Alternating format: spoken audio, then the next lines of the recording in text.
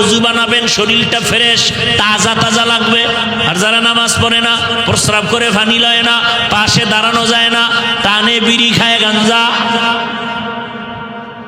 এদের চেহারাটাও ভাল্লুক, চুলগুলো উল্লুকের মতো, পোশাকের গন্ধ। কেউ ধৈর্য বলে কয় না মসজিদে যাব না, আমার পোশাক ঠিক নেই, বেহায়ার মতো বলে ফেললো আমার পোশাক ঠিক নেই।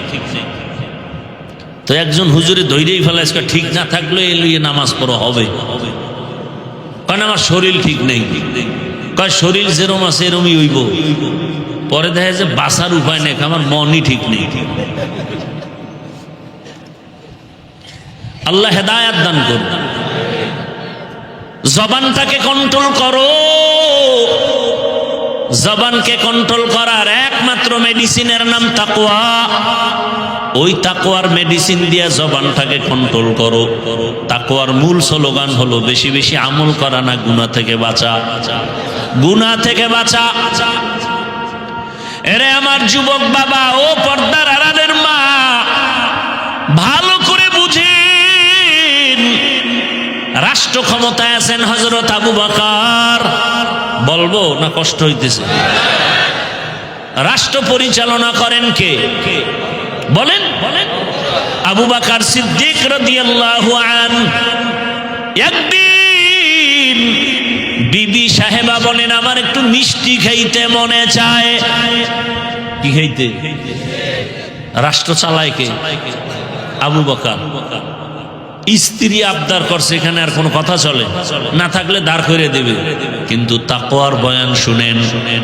আবু বকর বলতেছেন, বিবি মাফ করে দাও, তোমাকে মিষ্টি খাওয়ানোর মতো টাকা আমার কাছে নাই। এ পর্দার আড়ালের আম্মা জানেরা, ও যুবক বাবারা, ও বৃদ্ধ বাবাজি, তাকওয়া কাকে বলে? বিবি চুপ হয়ে গেলেন। কয়েক মাস পর আর একদিন আবু বকরকে বলেন, বিবি ও স্বামী আমার, খলিফাতুল মুসলিমিন, ওইবার আপনি বলছিলেন টাকা নাই, মিষ্টি খাওয়াতে পারবেন না, আজকে আমি টাকা দিলাম, এই টাকা দিয়ে মিষ্টি এনে দেন। আবু বকর কয়, টাকা কই পেয়েছো? বিবি বলে, আপনি যে বেতন আইনা জমা দেন, সংসার চালাইতে গিয়া আমি এই কয় টাকা আমি আলাদা জমা রাখছি। কথা বুঝেননি? দেখেন আবু বকর রাদিয়াল্লাহু আনহুর কথাটা কত ওজনওয়ালা। আবু বকর বলেন, বিবি বুঝা গেল, তাহলে আমার বেতনের মধ্য থেকে এই কয় টাকা কম হলেও সংসার চলে কাহা, তাহলে আগামী মাস থেকে আমি এই টাকা কমাইয়া বেতন নিব। हर के दारत खौफे हकदार दिल मदाम जन्नतुल मअवा दे हद ओ राम काम जुज़बा हक ची जे मखाज इंसुजा फजले उ आमस्ते दर जुमला जहां जिंदगी में बंदगी तू करना है, जिंदगी में बंदगी तू करना है,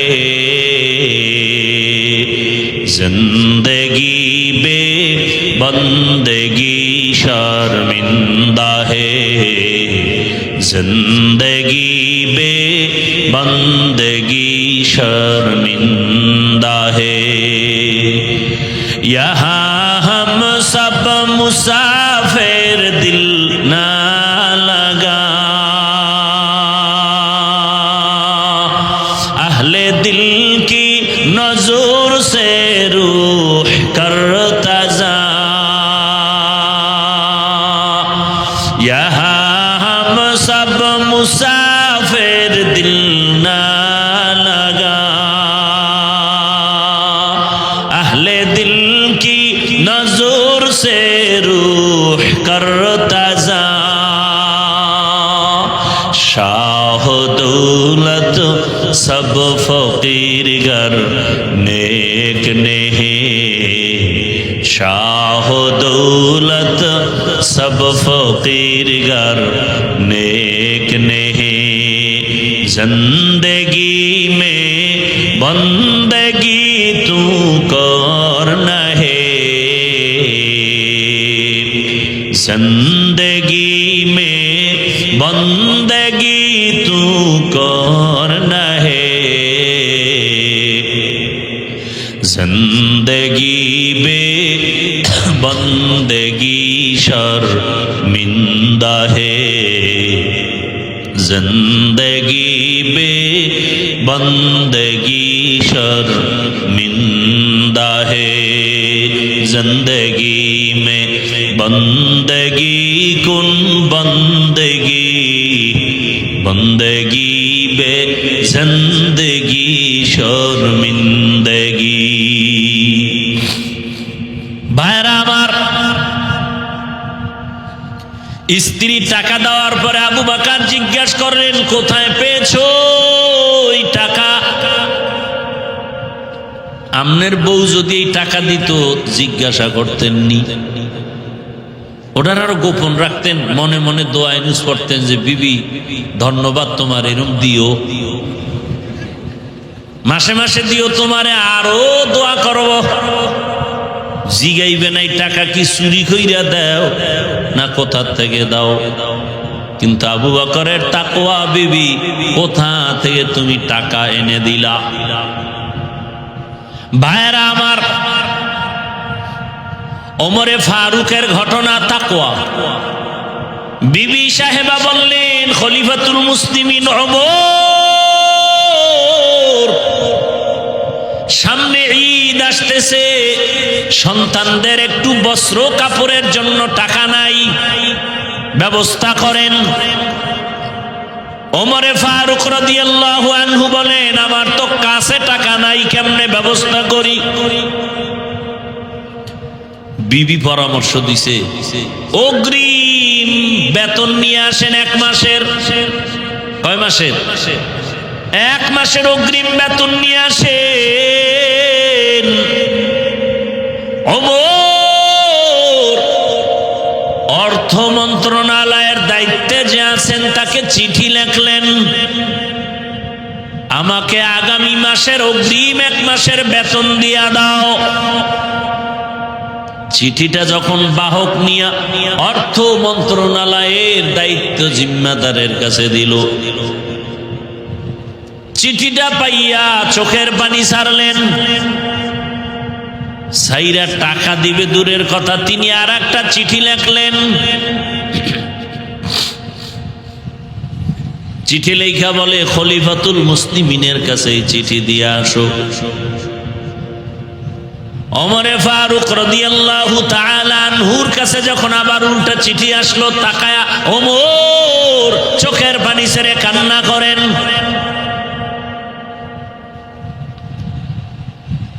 জিজ্ঞাসা করা হলো, ওমর আপনি কেন কাঁদেন? বলে, আমি চিঠি দেখে কাঁদি। অর্থ মন্ত্রণালয়ের জিম্মাদার আমাকে টাকা দেওয়ার পরিবর্তে 2টা শর্ত লেখছে, এই 2 প্রশ্ন দিয়া দিছে, 2 প্রশ্নের জবাব দিলে সে আমাকে টাকা দিবে, আর আগে দিবে না। 1 নম্বরে শর্ত দিছে, খলিফাতুল মুসলিমিন আপনি যে 1 মাসের অগ্রিম বেতন চাইলেন, আপনি যে আগামী মাস পর্যন্ত ক্ষমতার চেয়ারে থাকবেন তার গ্যারান্টি কি?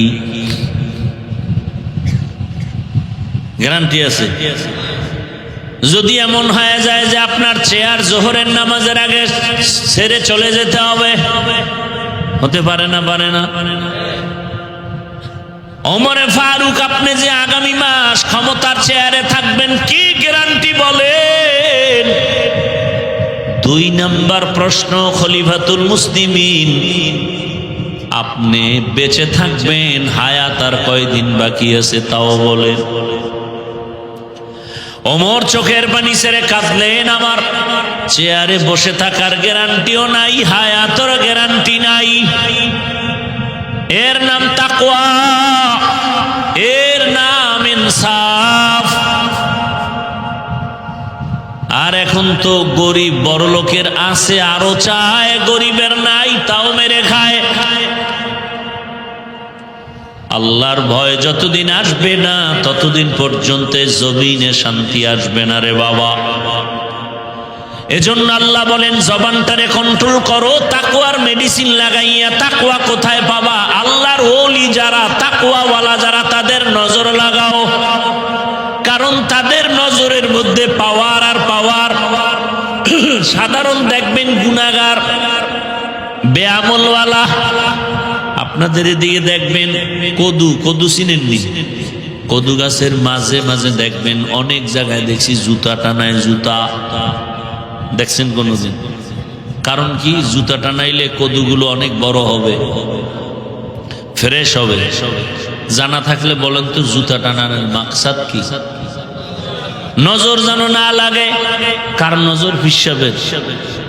কার নজর? এলাকার বড় গাঞ্জাখোর, বেআমলওয়ালা, ওর নজরে কত অ্যাকশন। ও নারিকেল গাছের দিকে তাকায়, কায় সর্বনাশ, এত নারিকেল।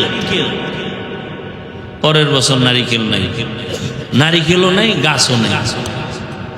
গাভীর মধ্যে দুধ হয় 20 কেজি, টাইনা নিয়ে যায় একদিন দিয়া কপালার দিকে, এত দুধ হয়। 1 মাস পরে দেয় 1.5 কেজিও নাই। একটা গাঞ্জাখোর বেআমলওয়ালার চোখের মধ্যে যদি এত রিয়াকশন আর পাওয়ার, আল্লাহর যেই বান্দা সারা রাত জিকির করে, তেলাওয়াত করে, গুনাহ করে না, তাকওয়ার উপরে চলে, তাহাজ্জুদ পড়ে, ওই বান্দার নজরের মধ্যে কেন পাওয়ার হবে না? ওই আল্লাহর ওলির নজরে কেন পাওয়ার হবে না? এরে আমার আল্লাহর গোলাম, জবানটারে কন্ট্রোল করিও। বলে তো কন্ট্রোল করার জন্য আমার দৃষ্টিকোণ থেকে কয়েকটা থিওরি আপনাদের দিয়া বয়ান শেষ করব। কয়েকটা গুনাহ ছাড়েন আর নেক আমল চালু করেন জবানে। যদি জিহ্বাটারে ব্যস্ত রাখতে পারেন তাহলে গুনাহ কম হবে। 1 নাম্বার, জবানে কয়েকটা গুনাহ থেকে বাঁচার নিয়ত করেন। 1 নম্বরে জবানের দ্বারা মিথ্যা বলবো না। কি বলবো না? মিথ্যা কথা বলবো না। কারণ মিথ্যা মানুষকে ধ্বংস করে মরার আগেই। বিস্তারিত আলোচনা করব না। 2, জবানের দ্বারা কোনো গালি দিব না। গালি দেওয়া হালাল না হারাম? খবরদার, জবানের দ্বারা গালি দিবেন না। ছেলেরেও না, মেয়েকেও না, স্ত্রীকেও না, আপনজন কাউকে না, বাইরেরটা তো না। ওই 3 নাম্বার, জবানের দ্বারা কারো গীবত করবেন না। এই 3টা গুনাহ ছাইরা আবার 3টা নেক চালু করেন, দেখবেন জিহ্বা ব্যস্ত হয়ে গেলে গুনাহ কম হবে। 3টা গুনাহ ছাইরা এবার নেকও চালু করতে হবে। 1 নম্বরে জবানে কোরআনের তেলাওয়াত। কি ভাই? সোজা জবাব দিবে তো পারি না। আচ্ছা, আমার দ্বারা জবাব দিলেন পারি না, বাস না। আল্লাহর কাছে পারি না বলে তো নাজাত পাবেন না। শিখলি না কেন? এবার আমি আপনাকে একটু বুঝাবার জন্য বলি, আপনি কি আলহামদু সূরা পারেন না?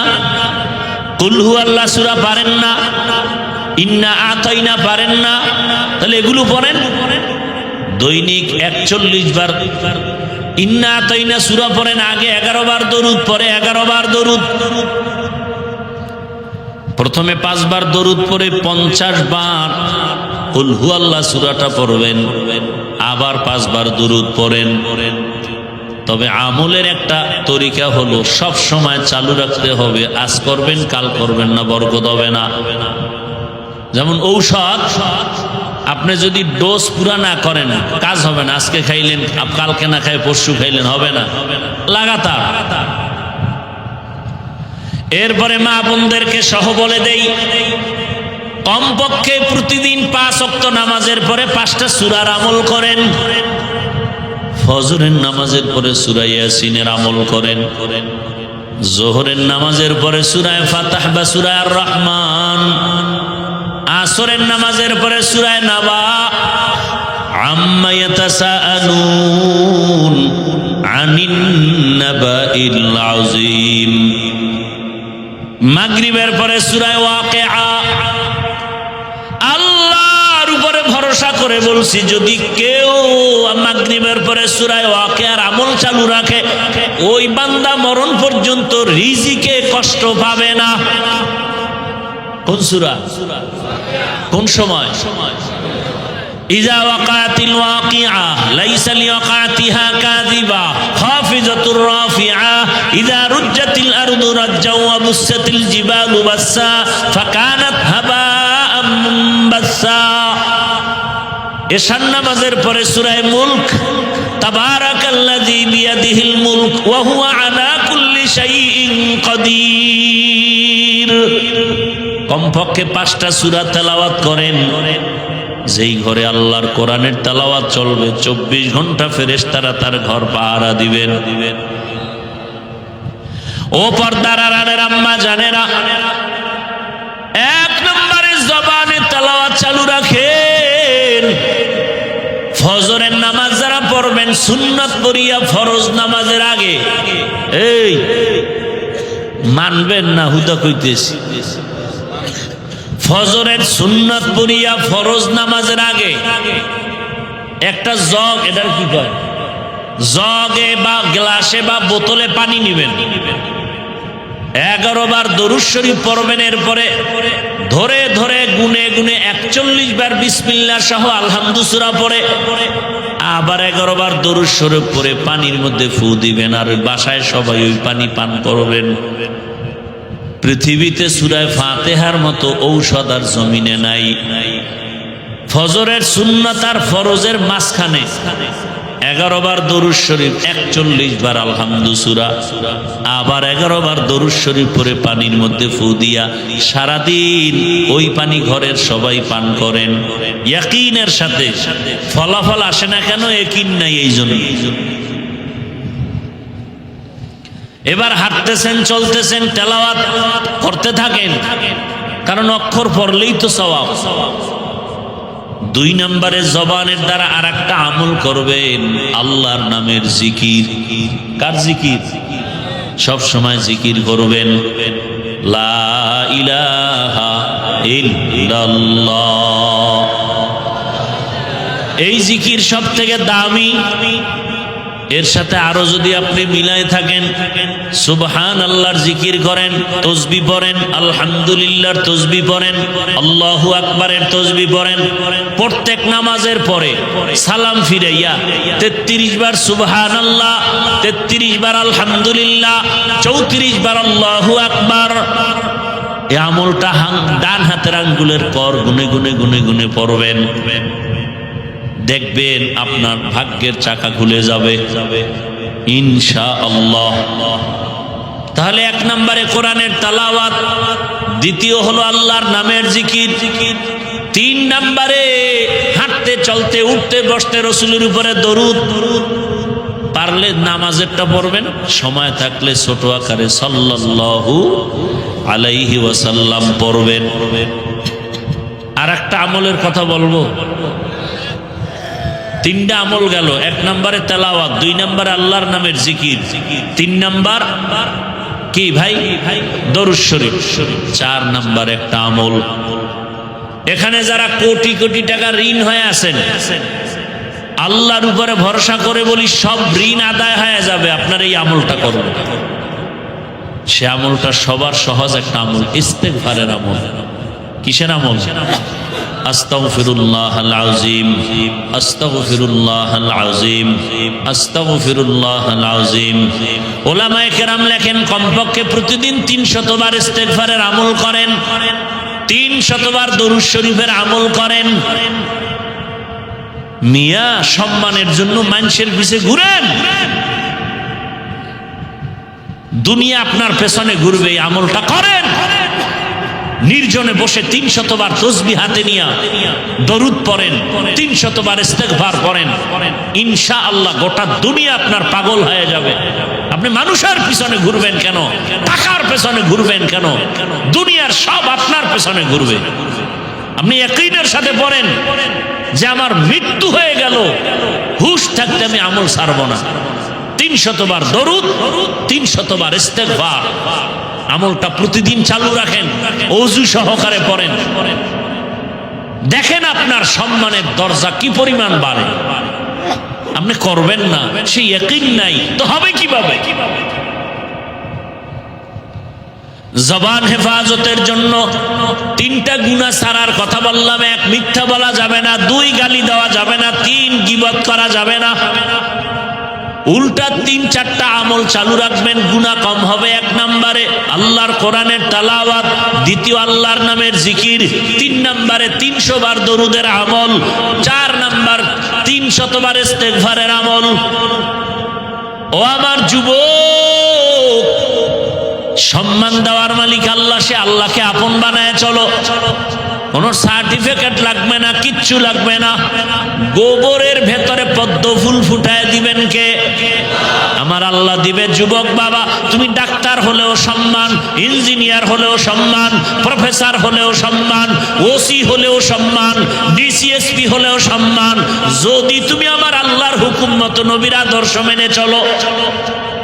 কি ডাক্তার হলে সম্মান নাই? ডাক্তার জাকির নায়েকের এত সুনাম কেন? সে হোমিওপ্যাথিক ডাক্তার। কে জানতো তার বাবাকে, কে তার মা, কে তারে পালন করলো, কই তার বাড়ি, কি তার ডিগ্রি? আজকে সারা দুনিয়ার মানুষ তার মহাব্বতে বিভোর হয়ে আছে। একজন মাত্র ডাক্তার, হোমিওপ্যাথিক ডাক্তার, এত সুনাম। আর আমগো বাংলাদেশের এক ডাক্তার জুতার বাড়ি খেয়ে পালাইছে, মরার পরও লাশটায় জমিনে আসবে নিশ্চয়তা নাই। তাসলিমা নাসরিন। কারণটা কি? মা বাবার সাথে বেয়াদবি করলে মরার আগে ধ্বংস, শিক্ষকের সাথে বেয়াদবি করলে মরণের আগেই ধ্বংস শুরু, আলেম ওলামার সাথে বেয়াদবি করলে মরার আগে ধ্বংস। অতএব অনুরোধ করে বলছি, যুবক,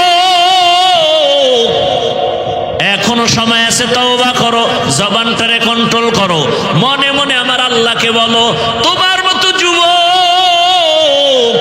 এখনো তোমার চোখের সামনে জেনারেল লাইনে আছে, জীবনে মাদ্রাসায় যায় নাই, আলিফ বা তা পড়ে নাই, এমন জেনারেল লাইনের যুবকেরা স্কুলে পড়ে, কলেজে পড়ে, চাকরি করে, ব্যবসা করে, 5 ওয়াক্ত নামাজও পড়ে, আছে না নাই? তুমি কেন পারো না রে বাবা? তোমার মতো যুবক রাস্তায় গাড়ি চালায়, নামাজ বাদ দেয় না, বলো তুমি কেন পারো না? তোমার কপালে কি মা বাবার বরদোয়া লাগলো নি? তোমার মতো যুবক র্যাব, আর্মি, পুলিশ, বিডিআর এর চাকরি করে, নামাজ পড়ে, বলো তুমি কেন পারবা না? তোমার মতো বান্দা জেনারেল লাইনে ব্যবসা করে, নামাজ পড়ে, চাকরি করে, নামাজ পড়ে, তুমি কেন পারবা না? তোমার কপাল বুঝি খারাপ হয়ে গেল? এখনো সময় আছে, তওবা করো। পর্দার আড়ালের মা বোনেরা, আপনার মতো কত মা, কত বোন এখনো আছে, পর্দা করে, নামাজ ছাড়ে না, মোবাইলে সময় নষ্ট করে না, স্বামীর মাল খেয়ানত করে না। ও আম্মা জানেরা, আপনারা কি পারেন না স্বামীর মাল হেফাজত করবেন, মোবাইল থেকে দূরে থাকবেন, 5 ওয়াক্ত নামাজ পড়বেন, পর্দা রক্ষা করবেন, সন্তানটাকে আদর্শবান ডাক্তার, ইঞ্জিনিয়ার বানাবেন, সন্তানের জীবনটাও ধন্য, আপনার জীবনটাও ধন্য হয়ে যাবে। এখনো সময় আছে, তওবা করেন, মনে মনে আল্লাহকে বলেন, ও দয়ার মালিক, জীবনে তো গুনাহ কম করি নাই, শয়তানের ধোকায় পড়িয়া মনের আশা পূরণ করতে গিয়া কত নামাজ ছাড়লাম, দাড়ি কাটলাম, বেপরদায় চললাম, পার্কে পার্কে ঘুরলাম, মোবাইলে গুনাহ করলাম, আজকে থেকে তওবা করে নিলাম। ও আল্লাহ, আর নামাজ ছাড়বো না, দাড়ি কাটবো না, বেপরদায় চলবো না, মা বাবার দোয়া নিয়া, শিক্ষকের দোয়া নিয়া, ওলামায়ে কেরামের পরামর্শ নিয়া নবীজির আদর্শ মেনে চলবো। তওবা করার মতো যদি অন্তর তৈরি হয়, মুনাফিকি যদি অন্তরে না থাকে, খাঁটি তওবার নিয়ত যাদের আছে, দুটো হাত আমার আল্লাহকে দেখায় দেই। আয় আল্লাহ।